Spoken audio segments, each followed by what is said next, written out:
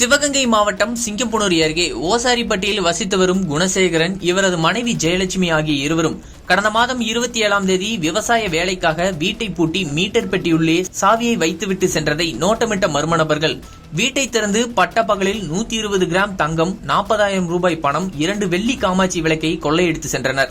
இதுகுறித்து புகாரின் பேரில் மாவட்ட எஸ்பி ஆசிஸ் ராவத் உத்தரவின் பேரில் சிங்கம்புணரி காவல் ஆய்வாளர் தயாளன் தலைமையில் தனிப்படை அமைக்கப்பட்டு குற்றவாளிகளை தீவிரமாக தேடி வந்தனர்.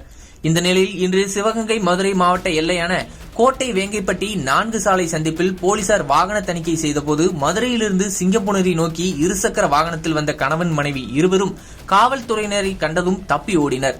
இதனால் உஷாரான போலீசார் சந்தேகமடைந்து அந்த வாகனத்தை விரட்டி பிடித்து விசாரித்த போது முன்னுக்கு பின் முரணாக பதிலளித்துள்ளனர்.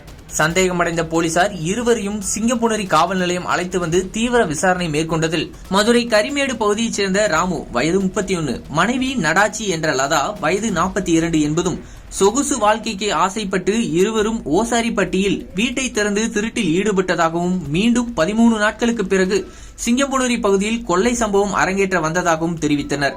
உடனே கணவன் மனைவி இருவரையும் கைது செய்த போலீசார் அவர்களிடம் இருந்த 80 கிராம் தங்க கட்டி, சிவப்பு கலர் சொகுசு கார், இருசக்கர வாகனம் ஆகியவற்றை பறிமுதல் செய்தனர். மேலும் ஏதேனும் கொள்ளை சம்பவத்தில் ஈடுபட்டுள்ளார்களா என போலீசார் விசாரணை செய்து வருகின்றனர்.